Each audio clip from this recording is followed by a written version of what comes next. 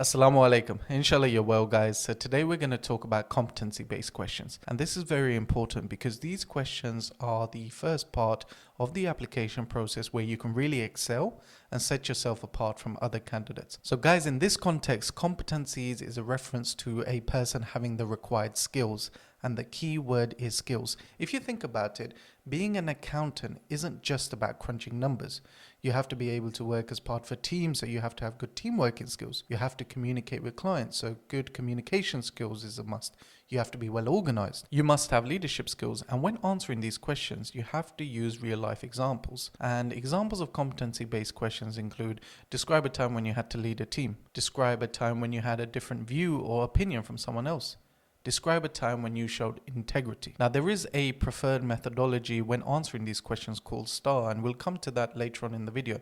But before answering these questions, I want you to bear in mind these tips. You're likely to answer around 5 competency-based questions, and if you were to use the same example, say education, that's not great. It doesn't show the varied experience you have. So it's always good to use varied scenarios to show that you're a well-rounded individual. So some examples I would recommend include extracurricular outside of school or university. So that can be Duke of Edinburgh, Young Enterprise, EPQ, the extended project qualification, or a particular club or society that you've joined outside of university. So the second one is work or work experience. I always recommend to people, even if it's a job at your local Tesco's, note it down. It's always good to use an example around work, and you can still demonstrate leadership skills in other roles. It doesn't matter whether it's your local Tesco's. And one thing to always bear in mind is that at a apprenticeship or a graduate level, no one expects you to have 5 years experience at a professional firm. So even if you think it's insignificant, chances are it's probably not. Having said that, guys, there's always opportunities to take advantage of. So if you're in year 12 or year 13, there's likely to be a insight week or a couple of days you can do at a big firm to gain a better understanding of what you're getting yourself into. And if you're at university, I always recommend doing an internship or a placement. Again, a placement like that is something very good to reference because it shows you're quite proactive and clearly quite interested in this sector. The third area I'd recommend is volunteering because A, it's very rewarding, and also it shows that you're not self-centered as you care about others.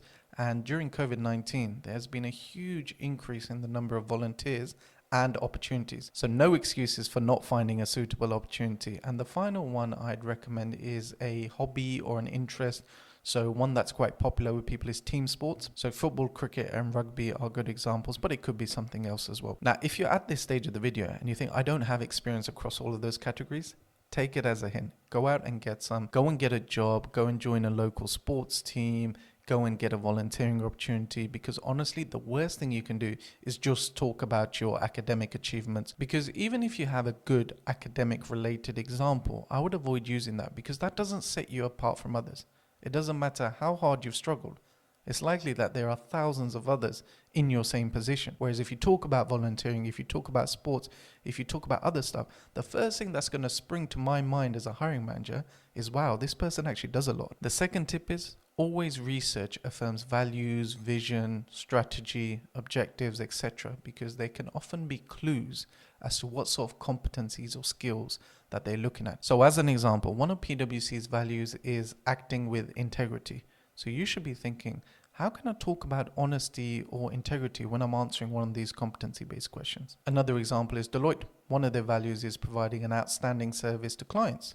So you should be thinking, how can I bring in an example where I've gone the extra mile? The third tip is make sure you use keywords in your answers. So that can include teamwork, leadership, communication, time management. And the reason why is A, it will make sure that you're highlighting those core competencies, but B, it's unlikely that your application or every single application will be reviewed by a person from HR. If you guys remember, I've talked briefly about how analytics and artificial intelligence will grow in internal audit, and that's the same across many different sectors. It will apply to HR as well. It's no longer possible for someone or a human to review 30,000 applications. It just won't happen. So if a bot is sifting through applications, it's likely that it's going to be searching for keywords.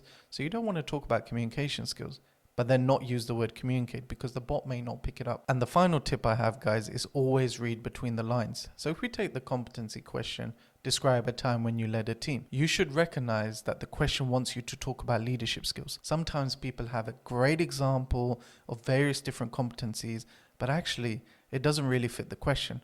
So always read the question and make sure you've identified the core competencies that they want you to display. And on a side note, guys, don't be afraid to talk about two competencies in one answer. So as an example, you may be going through the questions and note, actually, one of PwC's values is acting with integrity, as I said before. But there isn't a question around that. There's no reason why you can't talk about honesty and integrity in one of your other answers. Right, guys, so I've given some tips. Now let's talk about how you can actually go about answering the question. And the simple answer is use the STAR methodology. So STAR stands for situation, task, action, result. And it's a good way of organizing your answer to competency-based questions. So situation is where you provide an overview of the scenario. In task, you're talking about what needed to be done. In action, you're talking about what you did. It's very important to focus on you here. And result is what you achieved. So as a result of your actions, what happened? And when structuring this answer, I wouldn't focus more than 1 or 2 lines on situation and task. And the reason is you want to focus on what you did.